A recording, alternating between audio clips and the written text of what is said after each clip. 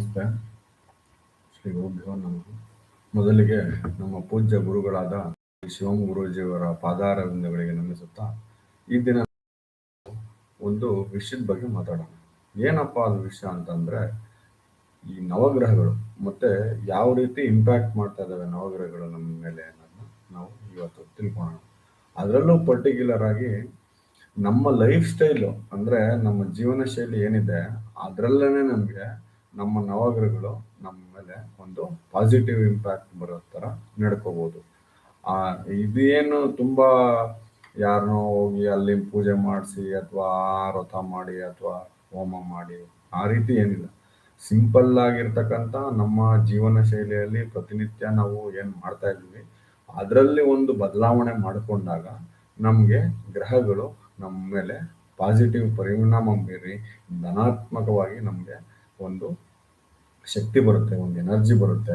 ಅದರಿಂದ ನಮಗೆ ಅಭಿವೃದ್ಧಿ ಆಗುತ್ತೆ ಮತ್ತು ನಮ್ಮ ಎಲ್ಲ ಕೆಲಸ ಕಾರ್ಯಗಳಲ್ಲಿ ನಮಗೆ ಒಂದು ಸಕ್ಸಸ್ ಸಿಗುತ್ತೆ ಅಂತ ಹೇಳ್ಬೋದು. ಅದೇ ರೀತಿ ನೋಡ್ಬೇಕಾದ್ರೆ ಫಸ್ಟ್ ನಾವೇನ್ ಮಾಡೋಣ ಅಂತಂದ್ರೆ ಸೂರ್ಯ ಗ್ರಹದ ನೋಡೋಣ. ಸೂರ್ಯ ಗ್ರಹಕ್ಕೆ ನಾವು ಯಾವ ರೀತಿ ಇದು ಮಾಡ್ಕೋಬೇಕಂತಂದ್ರೆ, ಸೂರ್ಯಗ್ರಹ ಯಾವ ರೀತಿ ಅಂತಂದ್ರೆ ಸೂರ್ಯಗ್ರಹನ ನಾವು ನಮ್ಗೆ ಆ ಸೂರ್ಯಗ್ರಹದ ಪಾಸಿಟಿವ್ ಪರಿಣಾಮಗಳು ನಮ್ಮ ಮೇಲೆ ಸಿಗ್ಬೇಕಂತಂದ್ರೆ ಬೆಳಗಿನ ಜಾವ ಬೇಗನೆ ಎದ್ದು ಒಂದು ನಮ್ಮ ಮನೆಯನ್ನ ಶುಚಿ ಮಾಡ್ಬೇಕಾಗತ್ತೆ. ಎದ್ಬಿಟ್ಟು ಮತ್ತೆ ಸೂರ್ಯನಿಗೆ ನಮಸ್ಕಾರ ಮಾಡ್ಬೇಕಾಗತ್ತೆ. ಈ ರೀತಿ ಮಾಡೋದ್ರಿಂದ ನಮ್ಗೆ ಒಂದು ಉತ್ತಮ ಪರಿಣಾಮಗಳು ಉಂಟಾಗುತ್ತೆ. ಅದಾದ್ಮೇಲೆ ಸೂರ್ಯನ ಕಿರಣದಲ್ಲಿ ಒಂದು ಡಿ ಮತ್ತೆ ಇ ವಿಟಮಿನ್ಗಳಿರುತ್ತೆ. ಈ ವಿಟಮಿನ್ಗಳನ್ನ ನಾವು ಈ ಸೂರ್ಯನ ಕಿರಣಗಳನ್ನ ಪ್ರಜ್ಞಾಪೂರ್ವಕವಾಗಿ ನಾವು ಸ್ವೀಕರಿಸಿದಾಗ ನಮ್ಮ ಒಂದು ಚರ್ಮ ಕಾಂತಿಯುತವಾಗುತ್ತೆ ಮತ್ತು ಆ ಇಡೀ ದಿನ ನಮ್ದು ಒಂದು ನಮ್ಮ ಮನಸ್ಸು ಉಲ್ಲಾಸಭರಿತವಾಗಿರುತ್ತೆ. ಒಂದು ಏನು ಎನರ್ಜಿ ಅಂತ ಏನ್ ಹೇಳ್ತೀವಿ ಆ ಎನರ್ಜಿ ನಮ್ಗೆ ಯಾವಾಗ್ಲೂ ಹೈ ಇರುತ್ತೆ ಅಂತ ಹೇಳ್ಬೋದು. ಅದೇ ರೀತಿ ರವಿ ಗ್ರಹನ ನಾವು ರಾಜಗ್ರಹ ಅಂತ ಕರಿತೀವಿ. ರಾಜಗ್ರಹ ಆಗಿರೋದ್ರಿಂದ ನಾವು ಬೇರೆಯವರ ಅಭಿವೃದ್ಧಿ, ರಾಜ ಯಾವ ರೀತಿ ತನ್ನ ಪ್ರಜೆಗಳ ಅಭಿವೃದ್ಧಿ ಮಾಡಿಕೊಂಡು ಅವನು ರಾಜಭಾರ ಮಾಡಿದಾಗ ಅವನು ರಾಜನ ಪಟ್ಟ ಒಂದು ರಾಜನ ಪೀಠ ತುಂಬಾ ದಿನ ಇರುತ್ತೆ. ಪ್ರಜೆಗಳ ಅಭಿವೃದ್ಧಿನೇ ಇಲ್ಲ ಅಂತಂದ್ರೆ ರಾಜನ್ಗೆ ಪಟ್ಟ ಯಾವಾಗ ಬೇಕಾದ್ರೂ ಅವನು ಕಳ್ಕೋಬಹುದು. ಅದೇ ರೀತಿ ಈ ರವಿ ರಾಜಗ್ರಹ ಆಗಿರೋದ್ರಿಂದ ನಾವು ಕೂಡ ಬೇರೆಯವರ ಅಭಿವೃದ್ಧಿ ಬಗ್ಗೆ ಚಿಂತನೆ ಮಾಡ್ತಾ ಇದ್ದಾಗ ನಮ್ಮ ಅಭಿವೃದ್ಧಿ ತಂತಾನೆ ಆಗುತ್ತೆ ಅಂತ ಹೇಳ್ಬೋದು. ಅದೇ ರೀತಿ 4ನೇ ಪಾಯಿಂಟ್ ನೋಡೋದಾದ್ರೆ ಆತ್ಮಶುದ್ಧಿ ಇರಬೇಕು ಅಂತಂದ್ರೆ ನಾವು ಯಾವಾಗ್ಲೂ ಯಾರಿಗೂ ಕೂಡ ನಾವು ಕೆಡಕನ್ನ ಬಯಸಬಾರ್ದು. ಆಗ ನಾವು ನಮ್ಮ ಜೀವನದಲ್ಲಿ ನೆಮ್ಮದಿ ಆಗಿರ್ಬೋದು. ಈ 4 ಬದಲಾವಣೆಗಳನ್ನ ಮಾಡ್ಕೊಂಡಾಗ ನಮ್ಗೆ ರವಿ ಗ್ರಹದ ಅನುಗ್ರಹ ಆಗುತ್ತೆ. ಅದೇ ರೀತಿ ಚಂದ್ರಗ್ರಹನ ಅನುಗ್ರಹ ಪಡ್ಕೋಬೇಕಂತಂದ್ರೆ ಏನ್ ಮಾಡ್ಬೇಕಂತಂದ್ರೆ, ಚಂದ್ರ ಅಂದ್ರೆ ನೀರು. ಮನೆಯಲ್ಲಿ ಮನೆ ಯಾವಾಗ್ಲೂ ಕ್ಲೀನ್ ಆಗಿರ್ಬೇಕು, ಗಲೀಜ್ ಇರಬಾರ್ದು. ಮತ್ತು ಈ ಎಂಜಲ ಪಾತ್ರೆಗಳು, ಮುಸುರೆ ಪಾತ್ರೆಗಳು ಇರಬಾರ್ದು. ಮತ್ತೆ ಅದೇ ರೀತಿ ತಿಂದ ತಟ್ಟೆಗಳನ್ನ ಕೂಡ್ಲೆ ತೊಳೆದಿರ್ತಕ್ಕಂಥ ಒಂದು ಅಭ್ಯಾಸವನ್ನ ರೂಢಿಸ್ಕೊಳ್ಬೇಕು. ಮನೆ ವಾತಾವರಣ ಶುಭ್ರವಾಗಿದ್ರೆ ಮನಸ್ಸು ಕೂಡ ಶುಭ್ರವಾಗಿರುತ್ತೆ. ಮತ್ತು ಯಾವಾಗ್ಲೂ ಶುದ್ಧ ಮನಸ್ಸಿನಿಂದ ಕೂಡಿರ್ಬೇಕು. ಯಾವುದೇ ವ್ಯಕ್ತಿ ಬಗ್ಗೆ, ವಸ್ತು ಬಗ್ಗೆ, ಯಾವುದ್ರ ಬಗ್ಗೆ ಕೂಡ ನಾವು ಒಂದು ಋಣಾತ್ಮಕವಾಗಿ ಅಂದ್ರೆ ನೆಗೆಟಿವ್ ಆಗಿ ಆಲೋಚನೆ ಮಾಡಬಾರ್ದು. ನಮ್ಮ ಮನಸ್ಸು ಯಾವಾಗ್ಲೂ ಪಾಸಿಟಿವ್ ಆಲೋಚನೆಗಳಿಂದ ಕೂಡಿರ್ಬೇಕು.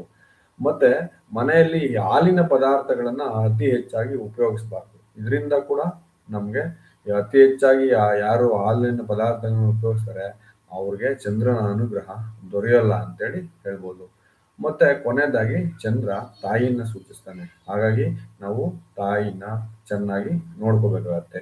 ಈ 5 ವಿಷಯಗಳನ್ನ ಪಾಲನೆ ಮಾಡಿದಾಗ, ಈ 5 ವಿಷಯಗಳನ್ನ ನಾವು ಜೀವನದಲ್ಲಿ ಅಳವಡಿಸಿಕೊಂಡಾಗ ನಮ್ಗೆ ಚಂದ್ರನ ಅನುಗ್ರಹ ದೊರೆತು ನಮ್ಗೆ ಚಂದ್ರನಿಂದ ಯಾವುದೇ ತೊಂದರೆಗಳು ಆಗಲ್ಲ ಅಂತೇಳಿ ಹೇಳ್ಬೋದು. ಅದೇ ರೀತಿ ಕುಜನ ಅನುಗ್ರಹ ಏನು? ಕುಜ ಅಂತಂದ್ರೆ ಏನು? ರಕ್ತಕ್ಕೆ ಅಧಿಪತಿ ಕುಜ. ನಾವು ಯಾವಾಗ ನಾವು ಆಹಾರಗಳನ್ನ ಸೇವನೆ ಮಾಡ್ತೀವಿ ಅದರಿಂದ ರಕ್ತ ವೃದ್ಧಿ ಆಗುತ್ತೆ. ಇದೇ ಒಂದು ಕಾರಣಕ್ಕೆ ಅನ್ನಂ ಬ್ರಹ್ಮ ಅಂತೇಳಿ ವೇದದಲ್ಲಿ ಹೇಳ್ತಾರೆ. ಇದನ್ನ ನಾವು ಗೌರವಿಸ್ಬೇಕಾಗತ್ತೆ. ಮತ್ತೆ ಆಹಾರ ಪದಾರ್ಥಗಳನ್ನ ವೇಸ್ಟ್ ಮಾಡಬಾರ್ದು. ವೇಸ್ಟ್ ಮಾಡದಂತೆ ಜಾಗ್ರತೆ ವಹಿಸ್ಬೇಕು. ಅದೇ ರೀತಿ ನಿಯಮಿತ ವಾಗಿ ನಾವು ಆಗಾಗ್ಗೆ ರಕ್ತವನ್ನ ದಾನ ಮಾಡ್ಬೇಕಾಗತ್ತೆ. ಮತ್ತು ಯಾರು ಅಶಕ್ತರಿರ್ತಾರೆ ಅವ್ರಿಗೆ ಸಹಾಯ ಮಾಡ್ಬೇಕಾಗತ್ತೆ. ಮತ್ತೆ ಮನೆಯಲ್ಲಿ ದಿನನಿತ್ಯ ಅಗ್ನಿಹೋತ್ರ ಮಾಡ್ಬೇಕಾಗತ್ತೆ. ಮತ್ತೆ ಯಾವಾಗ್ಲೂ ಒಂದು ಅಹಂಕಾರ ಭಾವವನ್ನು ತೊರೆದು ನಾವು ಇತರರಿಗೆ ನಮ್ಮಿಂದ ಏನ್ ಸಹಾಯ ಮಾಡ್ಬೋದು ಅನ್ನೋದ್ರ ಬಗ್ಗೆ ಯಾವಾಗ್ಲೂ ಆಲೋಚನೆಗಳಿದ್ದಾಗ ಕುಜನ ಅನುಗ್ರಹ ದೊರೆಯುತ್ತೆ. ಅದೇ ರೀತಿ ಬುಧನ ಅನುಗ್ರಹ ನೋಡೋದಾದ್ರೆ, ಬುಧ ಅಂತಂದ್ರೆ ಬುದ್ಧಿಗೆ ಕಾರಕ. ನಮ್ಮ ಬುದ್ಧಿ ಅಂದ್ರೆ ಹೀನವಾದ್ರೆ ಅಂದ್ರೆ ಕೆಟ್ಟೋದ್ರೆ ನಾವು ಮಾಡೋ ಕೆಲಸದಲ್ಲಿ ಯಾವಾಗ್ಲೂ ತೊಂದರೆ ಉಂಟಾಗುತ್ತೆ. ಮತ್ತೆ ಬುಧ ಮಾತಿಗೆ ಕೂಡ ಕಾರಕ. ನಾವು ಆಡೋ ಮಾತಲ್ಲಿ ಯಾವಾಗ್ಲೂ ಒಂದು ಹಿಡಿತ ಇರಬೇಕು. ಮತ್ತೆ ಮಾಡೋ ಕೆಲಸದಲ್ಲಿ ನಾವು ವಿವೇಕದಿಂದ ಕೆಲಸವನ್ನ ಮಾಡ್ಬೇಕಾಗತ್ತೆ. ಮತ್ತೆ ಸ್ನೇಹಿತರಿಂದ ದಾರಿ ತಪ್ಪಬಾರ್ದು. ಯಾವಾಗ್ಲೇ ನಾವು ಏನೇ ಮಾಡಬೇಕಾದ್ರೂ ಒಂದು ವ್ಯವಹಾರ ಜ್ಞಾನವನ್ನ ನಾವು ನಮ್ಮದನ್ನ ವೃದ್ಧಿಸ್ಕೊಂತಾ ಹೋಗ್ಬೇಕು. ಈ ರೀತಿ ಮಾಡಿದಾಗ ಬುಧನ ಅನುಗ್ರಹ ದೊರೆಯುತ್ತೆ. ಮತ್ತೆ ಗುರುವಿನ ಅನುಗ್ರಹ ಹೇಗಪ್ಪ ಪಡ್ಕೊಳ್ಳೋದು ಅಂತಂದ್ರೆ, ಗುರು ಅಂತಂದ್ರೆ ಸಕಲ ದೋಷಗಳನ್ನು ನಿವಾರಣೆ ಮಾಡ್ತಕ್ಕಂಥವ್ನು, ಒಂದು ಮಾರ್ಗದರ್ಶಕ, ನಮ್ಗೆ ಯಾವುದೇ ಒಂದು ಮಾರ್ಗವನ್ನ ದಾರಿಯನ್ನ ತೋರ್ಸ್ತಕ್ಕಂಥವನು ಗುರು. ಈ ನಮ್ಮಲ್ಲಿ ಒಂದು ಲೋಕೋಕ್ತಿ ಇದೆ, ಏನಂತಂದ್ರೆ ಕೋಶ ಓದ್ಬೇಕು, ಲೋಕ ಸುತ್ತಬೇಕು ಅಂತೇಳಿ. ಅಂತ ಅಂದ್ರೆ ನೀವು ಅರಿವೇ ಗುರು. ಅಂದ್ರೆ ನೀವು ತಿಳ್ಕೊಂಡಾಗ ನೀವೇನು ಜ್ಞಾನ ಸಂಪಾದನೆ ಮಾಡ್ತೀರಲ್ಲ ಅದೇ ಗುರು ಅಂತೇಳಿ. ನೀವು ನಿಮ್ಮ ಸುತ್ತಲಿರ್ತಕ್ಕಂಥ ಪರಿಸರದಿಂದ ನೋಡಿ ಕಲಿಬೇಕಾಗತ್ತೆ. ಅದೇ ರೀತಿ ಯಾವಾಗ್ಲೂ ಗಿಡ ಮರಗಳಿಗೆ ನೀರನ್ನ ಹಾಕಿ ಅವುಗಳನ್ನ ಪೋಷಿಸ್ಬೇಕಾಗತ್ತೆ. ಮತ್ತು ಹಿರಿಯರನ್ನ, ಯಾರೇ ಮನೆಯಲ್ಲಿ ಹಿರಿಯರಿರ್ತಾರೆ ಮತ್ತು ವಿದ್ಯೆ ಹೇಳ್ಕೊಟ್ಟಂತ ಗುರುಗಳನ್ನ ತುಂಬಾ ಗೌರವದಿಂದ ಕಾಣ್ಬೇಕಾಗತ್ತೆ. ಮತ್ತೆ ದೇವರ ಮೇಲೆ ನಂಬಿಕೆ, ಭಕ್ತಿ, ಶ್ರದ್ಧೆ ಇರ್ಬೇಕಾಗತ್ತೆ. ಮತ್ತೆ ಸಂಸ್ಕೃತಿ ಸಂಪ್ರದಾಯಗಳು ಏನಿರುತ್ತೆ ಅದನ್ನ ನಾವು ಉಳಿಸ್ಕೊಂಡು ಬೆಳೆಸ್ಕೊಂಡು ಹೋಗ್ಬೇಕಾಗತ್ತೆ. ಮತ್ತೆ ಸಂಸ್ಕೃತಿ ಸಂಪ್ರದಾಯಗಳನ್ನ ನಾವು ಸದಾ ಗೌರವಿಸ್ಬೇಕಾಗತ್ತೆ. ಇದಿಷ್ಟು ಮಾಡಿದಾಗ ಗುರುವಿನ ಅನುಗ್ರಹ ದೊರೆಯುತ್ತೆ. ಅದೇ ಶುಕ್ರನ ಅನುಗ್ರಹ ಯಾವ ರೀತಿ ಅಂತಂದ್ರೆ, ಶುಕ್ರ ಅಂತಂದ್ರೆ ವೀರ್ಯ, ಅಂದ್ರೆ ಪೌಷ್ಟಿದಾಯಕ ಆಹಾರ ಯಾವಾಗ ನಾವು ಸೇವನೆ ಮಾಡ್ತೀವಿ, ಉದಾಹರಣೆಗೆ ಹಣ್ಣು ತರಕಾರಿಗಳು, ಇವನ್ನ ಯಾವಾಗ್ಲೂ ಮನೆಗೆ ನಾವು ತರಬೇಕಾಗತ್ತೆ ಮತ್ತೆ ಸೇವನೆ ಮಾಡ್ಬೇಕಾಗತ್ತೆ. ಈಗ ಆ ರೀತಿ ಮಾಡೋದ್ರಿಂದ ಶುಕ್ರನ ಅನುಗ್ರಹ ದೊರೆಯುತ್ತೆ. ಮತ್ತೆ ಕುಟುಂಬಕ್ಕೆ ಯಾವಾಗ್ಲೂ ನಾವು ಅಗತ್ಯವಾದಂತ ಸೌಕರ್ಯಗಳನ್ನ ಮಾಡ್ಬೇಕಾಗತ್ತೆ. ಆಗ ಕುಟುಂಬ ಸುಖಕ್ಕೆ ಏನ್ ಬೇಕಾಗುತ್ತೆ ಅದನ್ನ ಕಾರ್ಯಗಳನ್ನ ಮಾಡಿದಾಗ ಶುಕ್ರನ ಅನುಗ್ರಹ ಬರುತ್ತೆ. ಅದೇ ರೀತಿ ಶುಕ್ರ ಅಂತಂದ್ರೆ ಸ್ತ್ರೀಯರು, ನಾವು ನಮ್ಮ ಮನೆತನದ ಸ್ತ್ರೀಯರಿರ್ಬೋದು ಅಥವಾ ಅಕ್ಕಪಕ್ಕ ಇರ್ತಕ್ಕಂಥ ಸ್ತ್ರೀಯರನ್ನ ತುಂಬಾ ಗೌರವದಿಂದ ಕಾಣ್ಬೇಕಾಗತ್ತೆ. ಮತ್ತೆ ಹಣದ ಅಹಂಕಾರವನ್ನ ತೋರಿಸಬಾರ್ದು ಯಾರ ಮುಂದೆ. ಮತ್ತೆ ಪ್ರತ್ಯೇಕವಾಗಿ ಹೇಳ್ಬೇಕಂತಂದ್ರೆ ದುಂದು ವೆಚ್ಚ ಮಾಡಬಾರ್ದು. ಈ ಇಷ್ಟು ಮಾಡೋದ್ರಿಂದ ನಮ್ಗೆ ಶುಕ್ರನ ಅನುಗ್ರಹ ದೊರೆಯುತ್ತೆ. ಅದೇ ರೀತಿ ಶನಿ ಅನುಗ್ರಹ ಯಾವ ರೀತಿ ಅಂತಂದ್ರೆ, ಶನಿ ಅಂತಂದ್ರೆ ಕರ್ಮಾಧಿಪತಿ. ಈ ಈ ನಾವು ಕರ್ಮ ಸೂಚಕ ಅಂತ ಯಾವ್ದನ್ನ ಅಂತೀವಿ ಅಂದ್ರೆ ಪಾದರಕ್ಷೆಗಳನ್ನ ನಾವು ಮನೆ ಆಚೆನೆ ಬಿಡ್ಬೇಕು. ಮನೆ ಒಳಗಡೆ ಧರಿಸ್ಕೊಂಡು ಬರಬಾರ್ದು. ಮತ್ತೆ ಮನೆಯನ್ನ ಯಾವಾಗ್ಲೂ ಶುಭ್ರವಾಗಿ ಇಟ್ಕೊಳ್ಬೇಕು. ಮತ್ತೆ ಸೋಮಾರಿತನವನ್ನ ಬಿಡ್ಬೇಕು.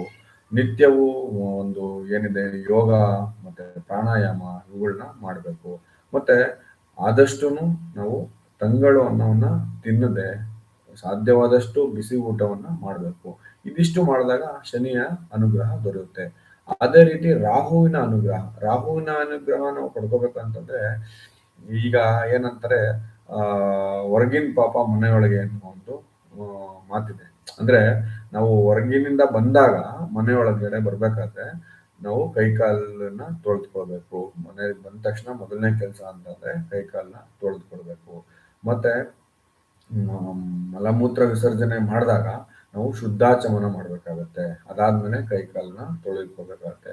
ರಾತ್ರಿ ಮಲಗ್ಬೇಕಾದ್ರೆ ನೀವು ಒಂದು ದೀಪವನ್ನು ಹಚ್ಚಿಟ್ ಮಲಗಿದ್ರೆ ನಿಮ್ಗೆ ಯಾವುದೇ ಕಾರಣಕ್ಕೂ ದುಸ್ವಪ್ನಗಳು ಬೀಳೋದಿಲ್ಲ. ಮತ್ತೆ ವಿಶೇಷವಾಗಿ ಮಧ್ಯರಾತ್ರಿ ಕೆಲವರು ಊಟ ಮಾಡ್ತಾರೆ, ಅದನ್ನ ಮಾಡಬಾರ್ದು. ಊಟವನ್ನು ಮಾಡಿದ್ರೆ ನಿಮ್ಗೆ ರಾಹುವಿನ ಅನುಗ್ರಹ ದೊರೆಯಲ್ಲ.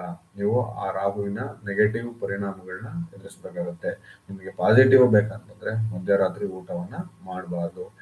ಅದೇ ರೀತಿ ಕೊನೆಯದಾಗಿ ಕೇತುವಿನ ಅನುಗ್ರಹ ಪಡ್ಕೋಬೇಕಂತಂದ್ರೆ, ಒಂದು ಏನಿದೆ ಅತಿಥಿ ದೇವೋ ಭವ ಅಂತ ಇದೆ. ಅಂದ್ರೆ ನಾವು ಯಾವಾಗ್ಲೂ ನಮ್ಮ ಮನೆಗೆ ಬರ್ತಕ್ಕಂಥ ಅತಿಥಿಗಳನ್ನ ಅಥವಾ ನಮ್ಮ ಉಪಚಾರ ಸ್ವೀಕರಿಸಲು ಬಂದಿರತಕ್ಕಂಥ ಅತಿಥಿಗಳನ್ನ, ನಮ್ಮ ಕೆಲಸ ಮಾಡಕ ಆ ಸ್ಥಳದಲ್ಲಿರ್ಲಿ ಅಥವಾ ನಮ್ಮ ಮನೆಗಳಲ್ಲಿರ್ಲಿ, ನಾವು ಅವ್ರಿಗೆ ತುಂಬಾ ಗೌರವ ಕೊಟ್ಟು ಕಾಣೋದ್ರಿಂದ ನಮಗೆ ಉತ್ತಮ ಫಲಗಳು ಲಭಿಸ್ತವೆ. ಅದೇ ರೀತಿ ಪ್ರತಿನಿತ್ಯವೂ ಬೆಳಗ್ಗೆ ಮನೆ ಮುಂದೆ ರಂಗೋಲಿ ಹಾಕ್ಬೇಕಾಗತ್ತೆ. ಮತ್ತು ಭೂಮಿ ಒಳಭಾಗದಲ್ಲಿ ಅಂದ್ರೆ ಭೂಮಿ ಒಳಗಡೆ ಮಣ್ಣಿನಲ್ಲಿ ಬೆಳೆಯತಕ್ಕಂಥ ತರಕಾರಿಗಳು ಅವನ್ನ ಹೆಚ್ಚಾಗಿ ಸೇವಿಸಬಾರ್ದು. ಉದಾಹರಣೆಗೆ ನಮ್ಗೆ ಕ್ಯಾರೆಟ್, ಬೀಟ್ರೂಟ್, ಆಲೂಗೆಡ್ಡೆ, ಮೂಲಂಗಿ ಈ ತರ ಅಂದ್ರೆ ಒಳಗಡೆ ಬರ್ತಕ್ಕಂಥ ಪದಾರ್ಥ ತರಕಾರಿಗಳನ್ನ ಹೆಚ್ಚಾಗಿ ಸೇವಿಸಬಾರ್ದು ಕೇತುವಿನ ಅನುಗ್ರಹ ಬರಬೇಕು ಅಂತಂದ್ರೆ.